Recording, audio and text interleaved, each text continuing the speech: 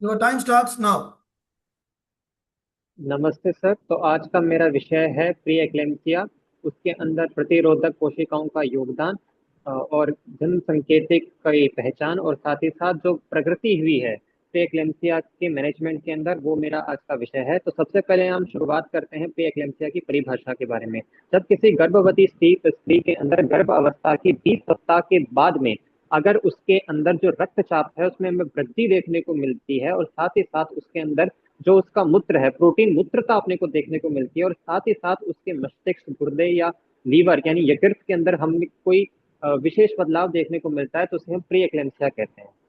तो अब हम आगे चलते हैं कि इसकी इटियोपैथोलॉजी यानी कारण विकास प्रक्रिया क्या है, और इसके अंदर जो प्रतिरोधक कोशिकाएं हैं उनका क्या योगदान है। तो हमें पता है कि जो भ्रूण होता है, फीटस होता है, उसके अंदर जो भ्रूण होता है वो अर्ध पराया होता है गर्भवती स्त्री की कोशिकाओं के लिए, क्योंकि वो 50% पराया होता है। तो जो गर्भवती स्त्री की प्रतिरोधक कोशिकाएं हैं, इम्यून सेल्स हैं, खास करके प्राकृतिक हत्यारी कोशिकाएं, उन्हें उसे उस पर आक्रमण करना चाहिए। पर ऐसा नहीं होता। ऐसा इसलिए नहीं होता क्योंकि इससे पहले एक डेसिडुअल रिएक्शन होता है। डेसिडुअल रिएक्शन के अंदर जो नेचुरल किलर सेल्स हैं, सामान्य नेचुरल किलर सेल्स हैं, उनको डेसिडुअल नेचुरल किलर सेल्स बनाया जाता है। ये जो डेसिडुअल नेचुरल किलर सेल्स होती हैं, इनकी एक खासियत होती है, वो ये है कि इनके ऊपर CD56 डिम नाम का कीमोकाइन नहीं होता, बल्कि CD56 ब्राइट नाम का कीमोकाइन होता है। और ये जो कोशिकाएं होती हैं, ये जो ट्रोफोब्लास्ट है, जो भ्रूण की एक परत है, ट्रोफोब्लास्ट कोशिकाएं हैं, उनके ऊपर आक्रमण नहीं करती, बल्कि उनको और मदद करती है, सहायता करती है कि वो अंदर प्रवेश करें एंडोमेट्रियम के। इसके अलावा जो HLA होता है, यानी कि उत्तक अनुकूलता संकुल, यानी HLA, तो जो हमारी साधारण कोशिकाएं होती हैं उनके ऊपर HLA-A, HLA-B और HLA-C पाया जाता है, जिसके संपर्क में आते ही जो नेचुरल किलर सेल्स हैं उस पर आक्रमण कर देंगी। परंतु जो ट्रोफोब्लास्ट की कोशिकाएं होती हैं उनके ऊपर HLA-G पाया जाता है। तो जैसे ही डेसिडुअल नेचुरल किलर सेल्स के संपर्क में आता है, तो वो उसे न्यूट्रलाइज कर देता है। इसके अलावा जो डेसिडुअल नेचुरल किलर सेल्स होती हैं, इनकी खासियत होती है ये दो प्रकार के पदार्थों को स्रावित करने में सहायता करती हैं, जैसे कि VEGF और PIGF। ये जो VEGF और PIGF होते हैं, ये सहायता करते हैं कि जो ट्रोफोप्लास्ट कोशिकाएं हैं वो एंडोमेट्रियम के अंदर प्रवेश करें, जो सर्पिल धमनियां हैं उसको चौड़ा करें, और साथ ही साथ उसका जो रेजिस्टेंस है, जो उसका रोधक है, प्रतिरोध है, उसको कम कर दें। परंतु जब किसी के अंदर जो प्री एक्लेम्सिया होता है, उसके अंदर ये जो प्रक्रिया है, इसमें कुछ कमियां रह जाती हैं, जिस वजह से जो हमारी प्रतिरोधक कोशिकाएं होती हैं वो ट्रोफोब्लास्ट कोशिकाओं पर आक्रमण कर देती हैं, और जिसके कारण से क्या होता है, जो ट्रोफोब्लास्ट कोशिकाएं हैं वो अंदर एंडोमेट्रियम के अंदर प्रवेश नहीं कर पाती। जब वो अंदर प्रवेश नहीं कर पाती तो जो सर्पिल धमनियां हैं वो सकड़ी रह जाती हैं, और सर्पिल धमनियां जो हैं उनके अंदर उच्च प्रतिरोध हो जाता है, वो हाई रेजिस्टेंस की हो जाती हैं, जिस कारण जो अपरा यानी प्लेजेंटा है उससे प्रॉपर अच्छे तरीके से रक्त प्रवाह नहीं हो पाता, जिस वजह से जो प्लेजेंटा है कुछ पदार्थों को स्रावित करता है, जैसे कि एस SFLT1, यानी कि soluble FMS light tyrosine kinase. ये जो पदार्थ होते हैं, ये जो साधारण धमनियां होती हैं जो गर्भवती स्त्री में साधारण रूप से पाई जाती हैं, उनके अंदर अंत स्तरीय स्थिरता ला देता है, यानी एंडोथीलियल डिस्फंक्शन कॉज कर देता है, जिसकी वजह से जितनी भी धमनियां किसी गर्भवती स्त्री में होती हैं वो सब संकुचित हो जाती हैं, वैसो कंस्ट्रिक्शन हो जाता है। तो संकुचित होने की वजह से वहां पर क्या है कि जो रक्त प्रवाह है वो तेज हो जाता है। इसके अलावा जब रक्त प्रवाह तेज हो जाता है, तो जो उत्तक होते हैं, टिश्यू होते हैं, उनके अंदर रक्त का जो तरल भाग होता है, जो फ्लूइड होता है, उसका गिरना भी ज्यादा हो जाता है। इसके अलावा जो किडनी है, गुर्दे हैं, उनके अंदर भी जब ये ब्लड जाता है तो वहां पर जो प्रोटीन है वो ज्यादा प्रोटीन मूत्रता अपने को देखने को मिलती है। इसके अलावा ये थी जो इम्यून सेंसर प्रतिरोधक कोशिकाएं हैं उनका योगदान। इसके अंदर सबसे ज्यादा योगदान जो होता है वो नेचुरल किलर सेल्स का होता है, जो कि डेसिडुअल किलर सेल्स के अंदर कन्वर्ट हो जाती है। इसके अलावा जो दूसरी कोशिकाएं होती हैं, जो टी सेल्स होती हैं, जो टी कोशिकाएं होती हैं, उनका भी एक बड़ा योगदान होता है। टी कोशिकाएं जो होती हैं वो एक कंट्रोल रखती हैं, वो पूरी तरीके से देखती हैं कि कहीं जो सेल्स हैं वो अटैक तो नहीं कर रही हैं, वो आक्रमण तो नहीं कर रही हैं प्लेजेंटल सेल्स के ऊपर। लेकिन जब किसी के प्री एक्लेम्पसिया हो जाता है तो ये जो प्रक्रिया है इसमें बाधा आ जाती है। इसके बाद आता है D6 अणु यानी D6 मॉलिक्यूल। तो D6 मॉलिक्यूल है वो एक प्रकार का ग्राही है, रिसेप्टर है, जो क्या करता है, सूजन पैदा करने वाले जो कीमोकाइंस है उनके साथ बाइंड करके उनको नष्ट कर देता है। तो सूजन पैदा करने वाले जब कीमोकाइंस नष्ट हो जाते हैं तो उस वजह से क्या होता है कि प्रोटेक्शन मिलती है ट्रोफोब्लास्ट को। इसके अलावा B7-1 और B7H1 की भूमिका, हमारे शरीर के अंदर जो प्रतिरोधक तंत्र है, इम्यून सिस्टम है, उसके अंदर दो प्रकार की एक तंत्र होता है। एक होता है TH1 और एक TH2। TH1 जो होता है वो होता है प्रो इन्फ्लामेटरी, यानी उसका जो मुख्य कार्य होता है, उसका मुख्य कार्य होता है सूजन पैदा करना या फिर इन्फ्लामेशन पैदा करना। जबकि जो TH2 होता है उसका काम होता है सूजन को कम करना या जो एंटी इन्फ्लामेटरी फैक्टर रिलीज करना।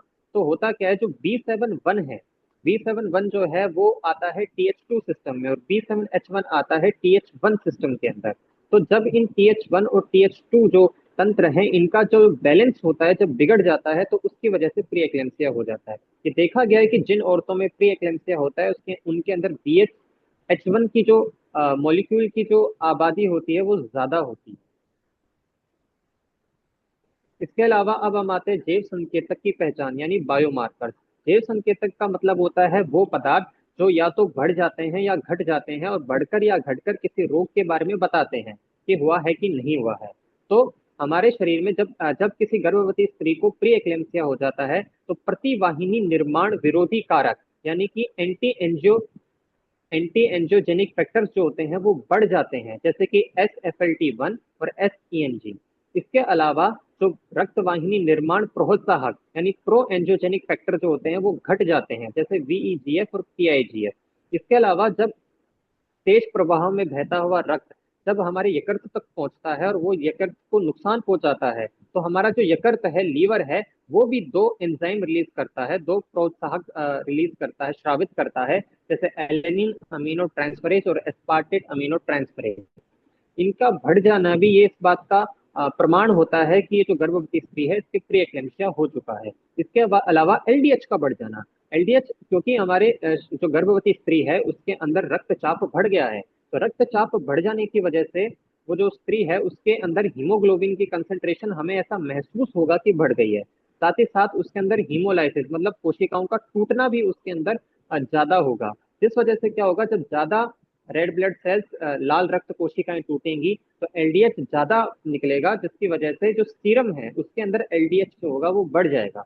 इसके अलावा जब ये उच्च रक्तचाप जब हो जाएगा तो ग्लोमेरुलस फिल्ट्रेशन वो भी कम हो जाएगा किडनी के अंदर, जिसकी वजह से जो यूरिक एसिड है वो बढ़ जाएगा और क्रिएटिन बढ़ जाएगा। इसके अलावा जितने भी वैसो कंस्ट्रिक्शन करने वाले फैक्टर है, जो रक्त प्रवाहिनी निर्माण विरोध जो कि ब्लड वेसल्स को सिकुड़ा बना देते हैं, रक्तवाहिनी संकुचन कारक जो हैं वो हमारे जो गर्भवती स्त्री है उसके अंदर बढ़ जाएंगे, जैसे थ्रोम्बोक्सिन A2 का बढ़ जाना और प्रोस्टासाइक्लिन का घट जाना। प्रोस्टासाइक्लिन घट जाएगा जो वैसो डायलेशन का काम करता है। इसके अलावा अब हम चलते हैं कि प्री एक्लेम्पसिया के उपचार के लिए हमने नई टेक्नोलॉजीज कौन सी डेवलप की है प्री एक्लेम्पसिया के उपचार के नवीन प्रगति। तो सबसे पहले जो अब तक हम करते आ रहे थे, अब तक कभी भी किसी स्त्री के अगर एक्लेम्पसिया प्री एक्लेम्पसिया हो जाता था तो उसके लिए हम ज्यादातर एंटी हाइपरटेंसिव ड्रग्स देना प्रेफर करते थे, जिसके अंदर सबसे ज्यादा आता है लेबेटालोल और दूसरा आता है नेफिडिपिन। अब होता ही होता कि जब भी किसी गर्भवती स्त्री के अगर प्री एक्लेम्पसिया हो जाता है तो सबसे पहले उसे हॉस्पिटलाइज किया जाता है और उसका जो रक्तचाप होता है वो 140/90 से ऊपर चला जाता है तो हम उससे प्री एक्लेम्पसिया या उच्च रक्तचाप मानते हैं। अब हमें कोशिश ये करनी होती है, लेबेटालोल और निफेटिपिन देके उसे कम करने की कोशिश की जाती है, उसे जो डायस्टोलिक प्रेशर है उसको 85 तक लाने की कोशिश की जाती है और ये कोशिश की जाती है कि वो 80 से नीचे ना जाए। इसके अलावा उस गर्भवती स्त्री को कोर्टिकोस्टेरॉइड्स दिए जाते हैं। कोर्टिकोस्टेरॉइड्स इसलिए दिए जाते हैं ताकि कभी अगर प्री टर्म डिलीवरी करनी पड़े तो प्री टर्म डिलीवरी की कंडीशन में जो बच्चा पैदा होगा उसके लंग्स ज्यादा डेवलप्ड नहीं होंगे, इसलिए पहले से ही कोर्टिकोस्टेरॉइड्स दिए जाते हैं। और एक्लेम्पसिया अगर हो तो उस केस में MgSO4 मैग्नीशियम सल्फेट दिया जाता है और ये कोशिश की जाती है कि जो स्त्री है उसकी जल्द से जल्द डिलीवरी कर दी जाए। इसके अलावा जो अब नए उपचार आए हैं, ये देखा गया है कि जब किसी के प्री एक्लेम्पसिया हो जाता है तो उसका एक फैक्टर थ्रोम्बोसाइटोपिनिया भी है। क्योंकि प्लेटिलेट्स का एग्रेशन होने लग जाता है प्री एक्लेम्सिया के अंदर। तो इसलिए उसके लिए क्या किया जाता है, एस्प्रिन दी जाती है जब पहले से पता चल जाए। इसके अलावा जो आजकल एक आ रहा है वो है बायोमार्कर्स का यूज, क्योंकि बायोमार्कर्स का यूज करके बहुत पहले से पता लगा लिया जाता है कि इस स्त्री के प्री एक्लेम्सिया है या नहीं है। तो बायोमार्कर्स के अंदर जो सबसे बड़ा आता है वो होता है अनुपात। SIFLT का जो रेशो है PIGF के साथ देखा जाता है, और इस रेशो से पता लगा लिया जाता है कि इसके प्रीएक्लेम्सिया है या नहीं है। इसके अलावा जो दूसरे बायोमार्कर्स होते हैं जैसे कि लीवर के एंजाइम, इसके अलावा एक बायोमार्कर का यूज हो रहा है वो है USA1, यानी euro endothelial cancer associated biomarker. ये जो होता है ये घट जाता है अगर किसी की प्री एक्लेम्सिया है तो। इसके अलावा आजकल कैल्शियम का यूज किया जाने लग गया है। और इसके अलावा माइक्रो आरएनए को नापना। माइक्रो आरएनए कुछ ऐसे आरएनए होते हैं जो नॉन कोडिंग आरएनए होते हैं, पर ये किसी प्रोटीन का बनना या उसका टूटना तय करते हैं। तो कुछ माइक्रो आरएनए ऐसे होते हैं जो प्री एक्लेम्सिया वाली गर्भवती स्त्री में बढ़ जाते हैं, और कुछ ऐसे होते हैं जो घट जाते हैं। तो कौन सा माइक्रो आरएनए बढ़ा है, कौन सा घटा है, उसकी मदद से भी ये देखा जा सकता है कि इसकी प्री एक्लेम्सिया है या नहीं है। इसके अलावा इलेक्ट्रॉन हेल्थ रिकॉर्ड का इस्तेमाल, आजकल AI टेक्नोलॉजी की मदद से जो डाटा है वो फीड कर दिया जाता है मशीन के अंदर, और इलेक्ट्रॉन हेल्थ रिकॉर्ड की मदद से जो है प्री एक्लेम्सिया जो है उसका पता लगाया जाता है। इसके अलावा जो आजकल टेक्नोलॉजी आ रही है वो आ रही है cell free DNA. Cell free DNA एक ऐसे डीएनए के सेगमेंट्स होते हैं जो बॉडी की नॉर्मल सेल से टूटकर अलग हो चुके होते हैं। ये सामान्य मनुष्य के अंदर नहीं पाए जाते, पर जिस गर्भवती स्त्री की प्री एक्लेम्सिया है उसके अंदर ये जो फ्री सेल फ्री डीएनए होते हैं ये पाए जाते हैं।